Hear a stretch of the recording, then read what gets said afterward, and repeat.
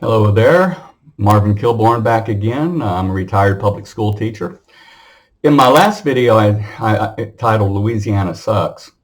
I talked about my experiences trying to find a social studies teaching job in Louisiana after finishing my teacher certification program. If you watched that video, and I promised at the end of that, where I had decided to protest the district and built a sign and walked back and forth along the sidewalk and told you I would tell you what happened in my next video. Well, that's been almost 3 weeks ago. So if you are watching my videos and we're looking forward to hearing what happened to me, and I apologize for taking so long. One of the problems with being retired, at least for me, is I find myself getting pretty lazy after working my entire life, and now I have nothing but freedom. It's kind of weird what it does to you. So anyway, my apologies. I have to get really super motivated to do anything these days, it seems. Anyway, my last video I talked about I had finished my teacher certification program in February of 2003 and started looking for teaching jobs with no luck.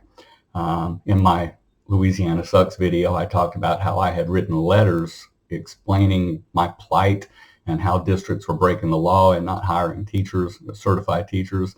Sent it to pretty much anybody I could think of in government. Got very few responses to that. I think the commissioner of education or the governor of Louisiana or somebody had, again, this is 16 years ago, so I forgot some stuff. Specifics. But I got a couple letters that said, hey, get certified in something more marketable like math or science, which I ended up later getting certified in math. And when I start talking about my experiences in Texas, I'll explain how that happened. Let me see, had a couple responses from like the commissioner or the secretary of education for the Department of Education, said they don't involve themselves in local hiring decisions, which is true. I said in my school board video that school boards just have way too much power. I mean, even to the point where they can refuse to hire certified teachers and put substitutes in there. I mean, even my last district, Tatum ISD, Tatum High School, my last day was the last day of February of last year, 2020. And here it is, April of 2021, and they still have not replaced me. Whether that's a willful disregard for the kids' education, I don't know. But or maybe it's just very hard to find math teachers. I don't know that either. But I mean, I know there's a shortage of them, so that could be the case. But whatever the case, these taxpayers pay money to have their kids educated, but then the school districts don't realize that they have an obligation to do that. Anyway, the end of my last Louisiana Sucks video, I had decided after trying to find a job, and now this is March of 2005, so I've been looking for a job for 2 years. So I decided after talking to an attorney, and she basically told me I was wasting my time, I was fighting a losing battle. I had really nothing else to do. So I had, like I said, I had found a job teaching GED courses to prisoners in Shreveport, Louisiana. Actually Bossier City, Louisiana. So that was only part-time, 16 hours a week. So I decided to build a couple signs, protest signs, and mount basically a one-man protest against the school district. I don't remember exactly what the signs said. Again, this was 16 years ago. Something to the effect of Caddo Parish Schools refuses to hire certified teachers. And I walked up and down the sidewalk in front of the Caddo Parish School District offices for just over a week. It was interesting, the first week, and I was expecting somebody would come out and talk to me and ask what's going on. I mean, clearly, I wouldn't think the district would want somebody doing something negative that negatively impacts the district right there on the sidewalk, but there I was. What's funny, the week I chose to do that, I think it was Thursday or Friday of that week, they had a school board meeting. And I noticed all the school board members, people all of a sudden started showing up. This was late in the afternoon. One of the ladies came over to talk to me, she introduced herself to me as a school board member, asked what I was doing, and we had a nice, pleasant little conversation out there. She said she would bring it up during the school board meeting. I don't know if she did or not. But that same night, I saw a news truck show up, a local TV news crew showed up, and I'm like, this is kind of weird. I mean, are they here for me? I mean, maybe I'm arrogant, maybe a little conceited there, but I'm thinking, well, they couldn't be here for me, could they? No, they definitely weren't there for me. They were doing some kind of follow-up story on something the school board was talking about. What was interesting, though, is this is a news crew, and you would think that somebody in that crew would look over and see this guy walking up and down the sidewalk with a protest sign and would at least, being reporters, journalists, you would think they would at least be curious enough to come and ask me what was going on. But no, they could care less. They were there to do their little story and pack up and leave. So I continued marching. The next week, I went back Monday, and I forget, it was either Monday, Tuesday, Wednesday, someday during that week, a woman named Mary Nash Robinson came out. Mary Nash Robinson was an assistant superintendent for Caddo Parish Schools, and she came out and said, hey, sir, what's going on? Tell me your story. What's going on here? And I explained what I was doing, that I've been certified to teach school for 2 years and had no luck finding a job, so I decided to do this. What was interesting is I recognized Mary Nash Robinson immediately. She had been, about a year or so before that, had been the principal of Green Oaks High School in Shreveport. And I had substituted for her on a number of occasions while I was subbing, hoping to get my foot in the door and hoping to find a job. I recognized her immediately. She didn't recognize me at all. Even when I told her my name, didn't ring a bell. That tells you something about leadership in our school systems. They don't really care. Administrators are only in it for themselves, and that's it. And I saw that over and over and over. Anyway, I talked to her, and she told me that she asked me if I was certified. I said, yes, ma'am, I'm certified. And she said, well, I'm going to go in and I'll see what I can do for you. And she said she was first going to make sure that I was certified. Now, if you've been following at least my last video, Louisiana Sucks, why should she care if I was certified or not? I mean, these schools are hiring non-certified teachers anyway, so what's the big deal with whether or not I'm certified? Anyway, she goes in, and I continued marching, continued walking up and down the school, and didn't hear nothing that afternoon, so I went back the next day and continued marching. And then I went home, and again, I don't remember if this was Tuesday or Wednesday, sometime early in that week. So I go home, and there was a message on my machine from Mary Nash Robinson asking me to call her. It kind of pissed me off because, I'm out front of your office marching. Why didn't you just come out and talk to me? Excuse me. You call me and leave a message on my machine for me to call you, and you know darn well I'm out there walking up and down your sidewalk. Anyway, so I called her. And she said, yes, Mr. Kilborn. She goes, I have an interview set up for you. It's a position we've been trying to fill all year long, which, of course, was a lie. I've been applying for 2 years, and every single school in the district had my letter of interest and my resume. So if they'd been trying to fill a position all year, you would think at some point they would have gotten around to calling me. So they never did. Anyway, it was with a school called Keithville Middle School. And I was to meet with the principal, a man named Mr. Moran, or Moron, it was Moran. So I think it was the very next day I went in and spoke to Mr. Moran. He told me about the position. It wasn't so much of an interview. It was really just kind of a meet and greet. And along the way, Mr. Moran even told me, yeah, I recognized your name. And he went digging through his drawers. He said he did, dug through his desk drawer and found my letter of interest and copy of my resume where I had sent to him looking for a job. Now keep in mind, this is March of 2005. We are well into the school year. We're approaching spring break, and after that there's only going to be about 8 weeks of school left, and here I am still looking for a job. So anyway, he told me about the position. He said it was a couple classes of world history, a couple classes of Louisiana history, 2 classes of PE, believe it or not, and 1 class of something they called study skills. He told me it had been vacant all year long. They had a young man who was basically substituting, and Mr. Moran had the nerve to tell me this guy was doing a great job for him. Well, I was soon going to find out what a great job this guy was doing for Mr. Moran, substituting this class where the school had refused to hire a teacher to actually teach these kids.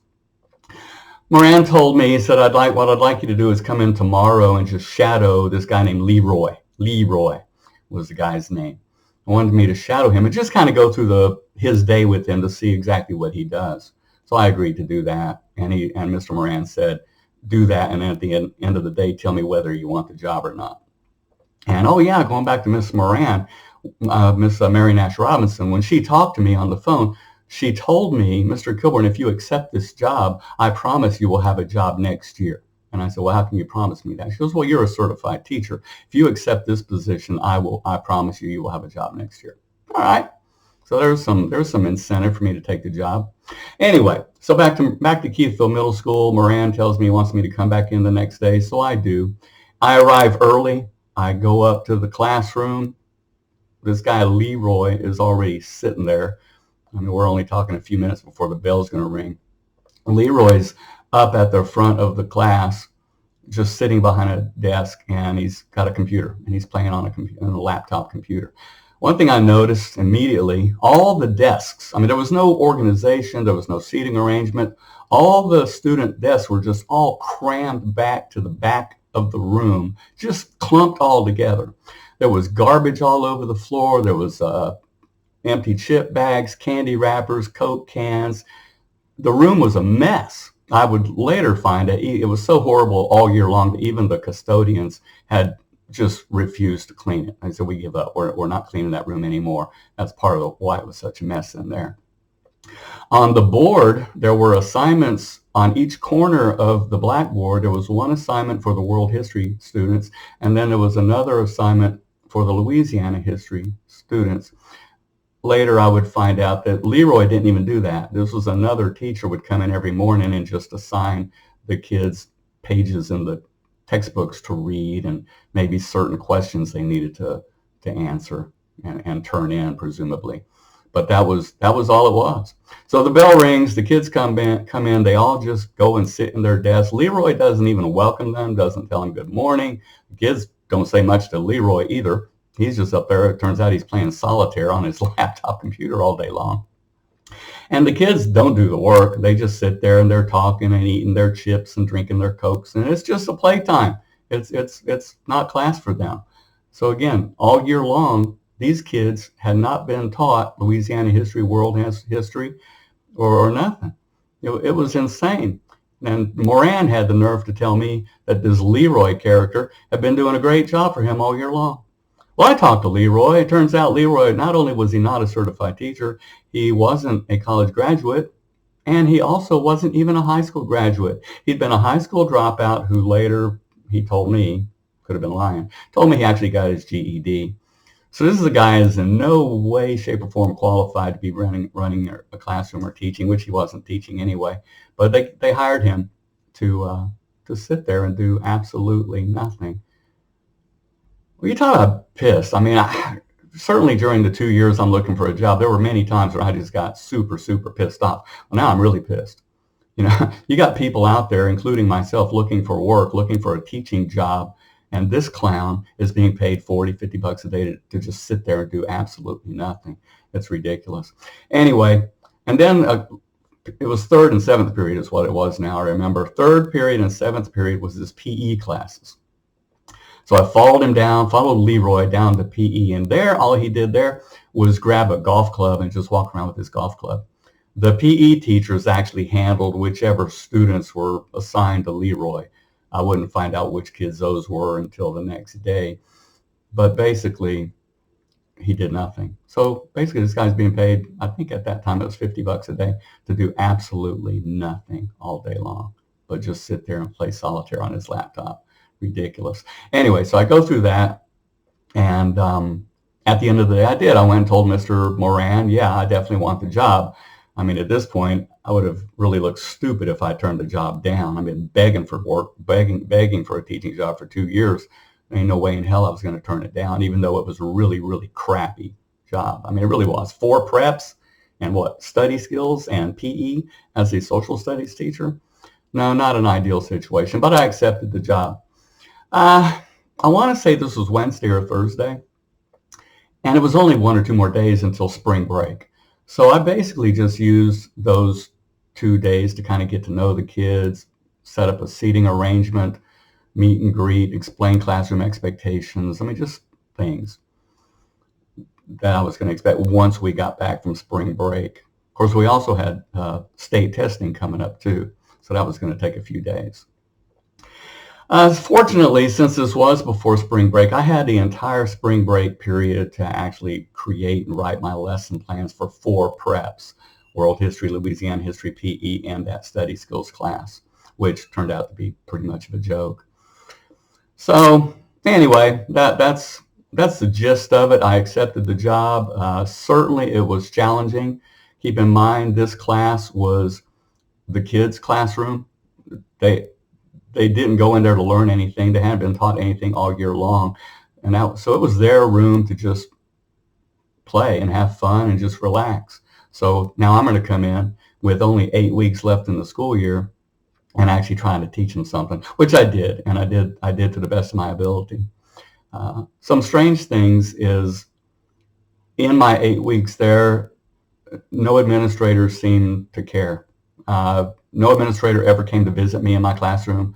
I had no kind of evaluation done on me, no observations. Nobody came to check on me or to see if I was even teaching the kids. Crazy. The only thing is there was one assistant principal, this woman, who I had to actually turn in my lesson plans to her every Monday. And she would criticize my lesson plans, which was really, really insulting. It's like, woman, you administrators have refused to hire anybody to teach these kids all year long. Now you're going to criticize my lesson plans? I wonder if Leroy had to turn in any lesson plans. Seriously doubt it.